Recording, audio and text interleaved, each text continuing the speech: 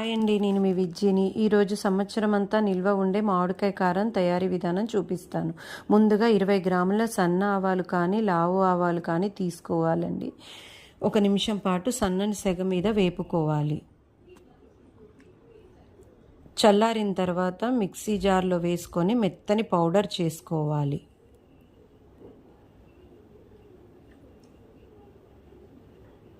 నలభై గ్రాముల మెంతులు తీసుకోవాలి. ఇవి కూడా 2-3 నిమిషాల పాటు వేపుకొని చల్లారిన తర్వాత మిక్సీ జార్లో వేసుకొని మెత్తని పౌడర్ చేసుకోవాలి.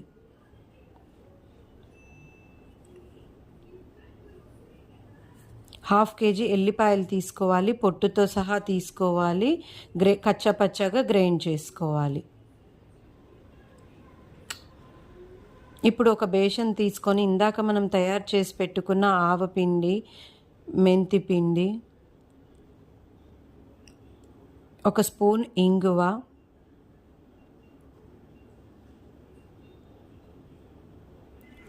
1 స్పూను పసుపు, మేము తీసుకున్న మామిడికాయ ముక్కల క్వాంటిటీకి మాకు 5 డబ్బాల ఉప్పు పట్టింది. దీన్ని పచ్చళ్ళ ఉప్పు అంటారు. మెత్తగా పిండిలాగా ఉంటుంది. పచ్చళ్ళ ఉప్పు వాడితేనే బాగుంటుంది. తరువాత 5 డబ్బాల పచ్చళ్ళ ఉప్పుకి 5 డబ్బాల పచ్చళ్ళ కారం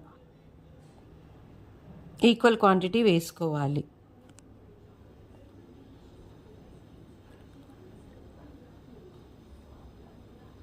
ఇందాక గ్రైండ్ చేసి పెట్టుకున్న ఎల్లిపాయ పేస్ట్,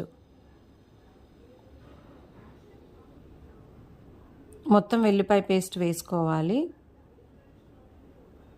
తరువాత మన చేతులకి నూనె రాసుకొని ఈ మొత్తం అంతా కలిసేలా కలుపుకోవాలి. నూనె రాసుకోకపోతే చేతులు మండుతాయి.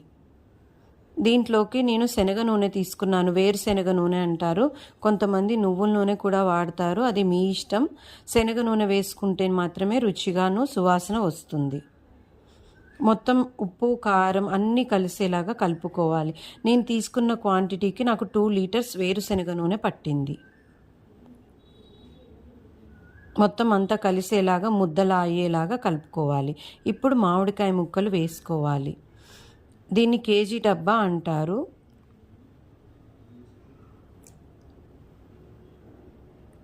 ఈ డబ్బాతో 10 డబ్బాల మామిడికాయ ముక్కలు వేసుకున్నాను.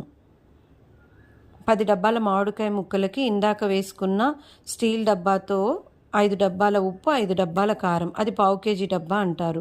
ఇవన్నీ కలిసేలాగా మనం మంచిగా కలుపుకోవాలి. మొత్తం ఉప్పు కారం అన్నీ ముక్కలకు పట్టే విధంగా కలుపుకోవాలి. ఇవన్నీ కలిసిన తరువాత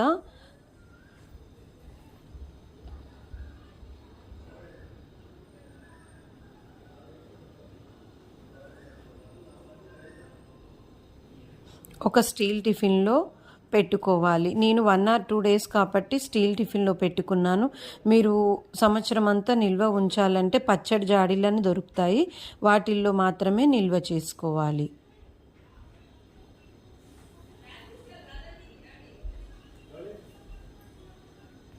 మొత్తం ఉప్పు కారం ముక్కలు మంచిగా కలిసినవన్నీ దీనిలో కరెక్ట్గా వేసుకోవాలి.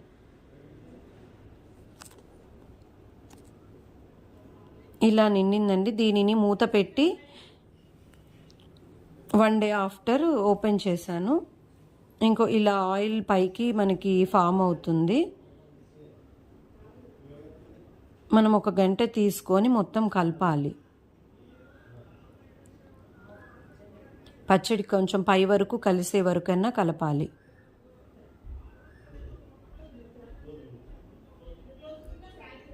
ఇలా 3 రోజులు మనం కలుపుకుంటూ ఉండాలి. ఏ రోజుకు ఆ రోజు మార్నింగ్ తీసిన తర్వాత మనం ఇలా కలిపి పెట్టుకోవాలి. 3వ రోజున మొత్తం పచ్చడిని మనం పచ్చడి సీసాల్లో కానీ జాడీలు ఉన్న వాళ్ళు జాడీల్లో నిల్వ చేసుకోవచ్చు. పచ్చడి సీసాల్లో మనం ముందుగా పెట్టే ముందు కొంచెం ఇంగువ జల్లుకోవాలి. తర్వాత మనం పచ్చడి మొత్తం సీసాల్లోకి మార్చుకోవాలి. ఇది నేను ఫ్రిడ్జ్లో నిల్వ చేస్తాను కాబట్టి నేను సీసాల్లో పెట్టుకున్నాను. లేకపోతే చాలామంది జాడీల్లో పెట్టుకుంటారు. ఇలా ఫ్రిడ్జ్లో పెట్టుకోవాలి. సంవత్సరం అంతా నిల్వ ఉంటుంది. Thank you for watching video.